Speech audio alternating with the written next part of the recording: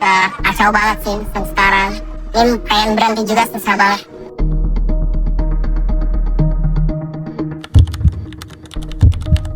Kesibukan perkuliahan, tugas, dan aktivitas organisasi menjadi bagian dari keseharian mahasiswa. Namun, di balik rutinitas tersebut, judi online semakin mudah diakses hanya melalui telepon genggam. Promosi yang masif di berbagai platform digital, kemudahan transaksi, serta iming-iming keuntungan membuat praktik ini semakin dekat dengan kehidupan mahasiswa. Fenomena ini menunjukkan bahwa penyebaran judi online tidak terjadi begitu saja, melainkan melibatkan pihak-pihak yang berperan dalam mengelola dan menyebarkan akses kepada calon pemain.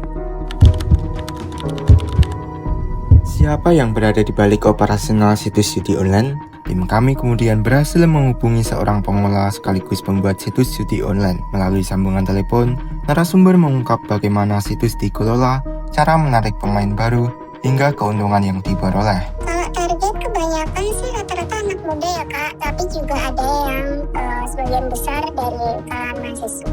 Situsnya sih seperti kayak kita masuk di link gitu di website, nanti ada linknya.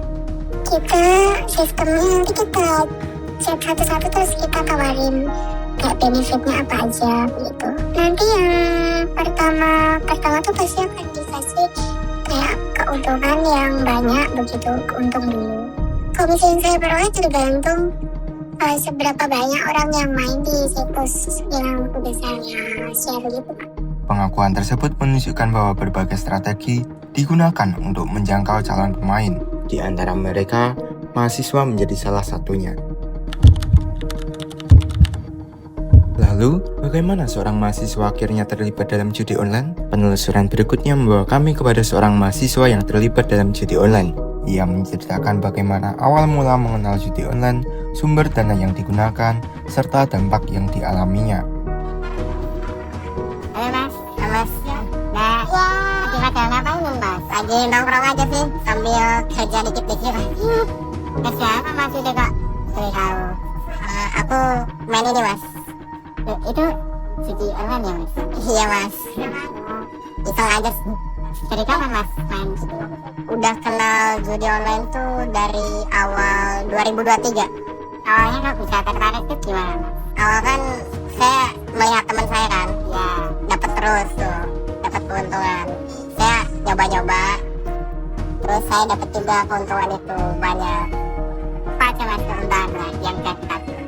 Karena ini contohnya kalau dari barangnya, ya kemarin udah beli motor. Apa lagi mas?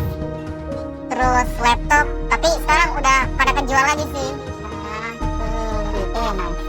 Berarti nggak nentu ya mas dapat terus gitu? Ya nggak nentu. Terus kalau kayak gitu, uang untuk deponya dari mana ya mas? Aku sisain uang jajanku aja sih. Misal ada sisa uang jajan kan, ya biasanya dikasih tuh sama orang tua per bulan kan. Ya. Misal udah sebulan masih ada sisa, aku mainin. Terus ada perubahan kondisi keuangan gitu nggak mas? Kayak pernah pernah minjem ke teman atau gimana gitu? Saya dulu tuh tahun kemarin saya minjem dari pinjaman online. Wah, kacau banget sih sekarang. Ini pengen berhenti juga susah banget. Pengalaman tersebut menunjukkan bahwa dampak judi online tidak berhenti pada pelaku. Keluarga pun turut merasakan perubahan akibat keterlibatan anak dalam judi online. Untuk melihat bagaimana kondisi tersebut memengaruhi kehidupan keluarga, tim kami berbincang dengan salah satu orang tua mahasiswa yang mengetahui anaknya terlibat dalam judi online. Melalui sambungan telepon, ia menceritakan perubahan yang terjadi serta harapannya agar sang anak dapat keluar dari jerat judi online. Kalau setiap pulang ke rumah, saya lihat dia jadi lebih pendiam. Waktu kami telepon juga rasanya juga beda. Jawabannya singkat-singkat kayak api yang sulit. Yang saya takuti dia jadi ketagihan, takut kalau uang kuliah sama biaya itu malah habis dipakai buat judi. Ya harapan orang tua kan sederhana ya, terus dapat kerja yang baik, bukan malah masa depannya rusak gara-gara judi. Berbagai temuan dalam penelusuran ini memperlihatkan bahwa judi online telah memberikan dampak bagi pelaku maupun keluarganya. Guna melengkapi hasil investigasi ini, tim kami meminta pandangan seorang ahli mengenai fenomena judi online di kalangan mahasiswa.